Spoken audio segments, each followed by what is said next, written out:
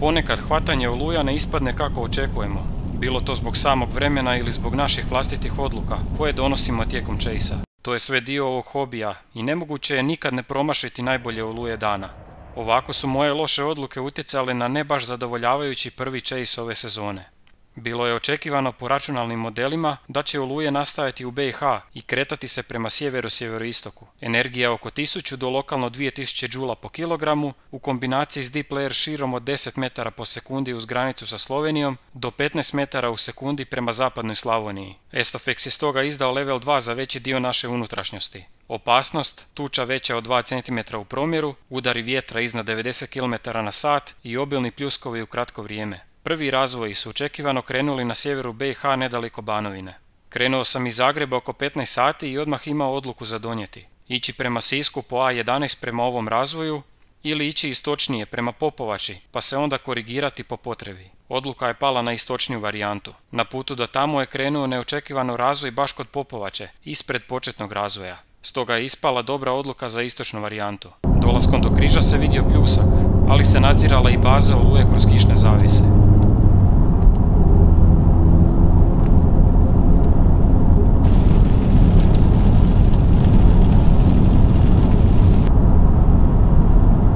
Popovača izlazim s autoceste, jer sam sad već na južnoj strani oblaka s čistim pogledom prema bazi oblaka. Eto nas u Popovači, imamo jednu oluju se razvila ispred nas, čak i ima neku bazu, pokušava se organizirati, ali za sad još je to dosta sporo sve. No dobro, vidjet ćemo šta će biti. Čak izgleda kao da pokušava razviti wall cloud. No vidjet ćemo, ovaj dio tamo ravno koji je malo spušten, kad bi bilo dovoljno rotacije tu bi se vjerojatno i tornado zavrtio, ali potom. Ništa, bit ćemo ovdje sad malo pa ćemo vidjeti šta se događa. Čini mi se kao da iznad nas isto nastaje nešto. Sad da li je to dio tog oblaka ili je to nešto novo, neka tamna baza je tu dosta iznad nas, pa ćemo vidjeti.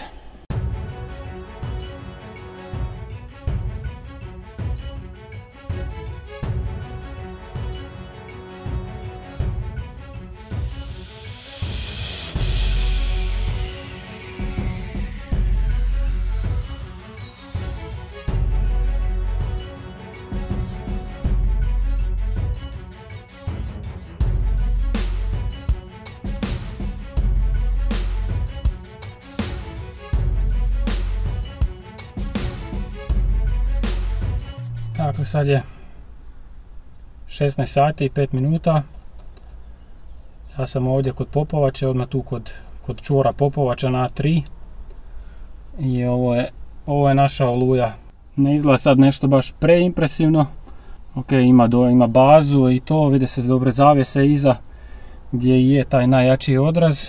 Ali sad kao da pokušava nastati nova baza ovdje više desno gdje nema toliko oborina.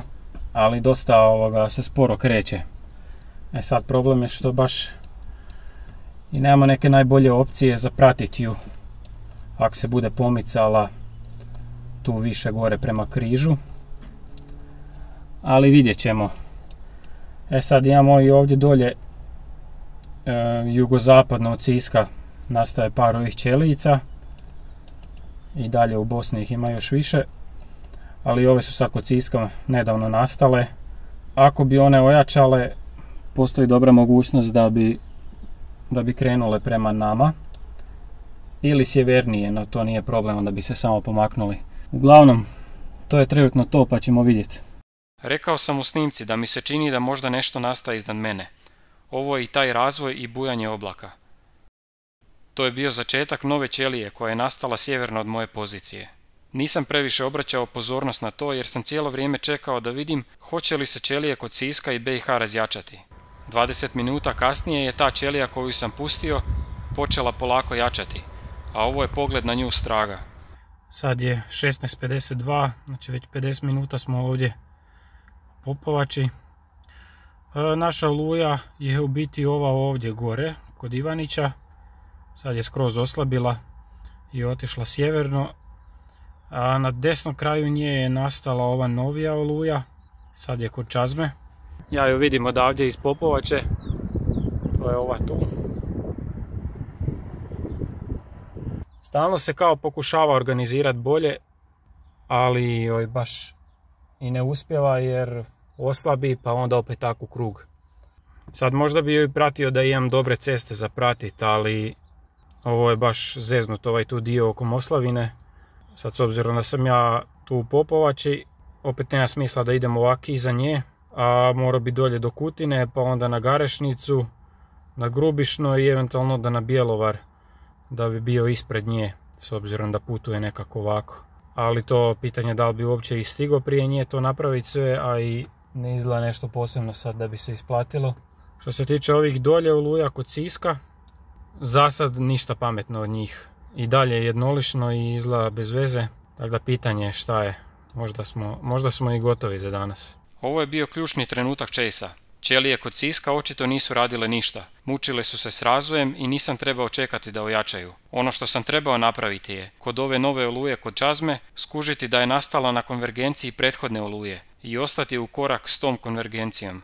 To se zapravo moglo vidjeti i uživo. Ova linija mini kumulosa koja se proteže desno od oluje i dalje još u desno van snimke je označavala tu konvergenciju, odnosno na engleskom outflow od prve oluje. Upravo na tom outflowu je započeo i novi razvoj istočno od mene, kojeg sam trebao shvatiti ozbiljnije. Pogrešno misleći da je situacija neperspektivna, u tom trenutku sam se počeo vraćati nazad za Zagreb. Došavši do križa, primijetio sam osjetno veću aktivnost munja.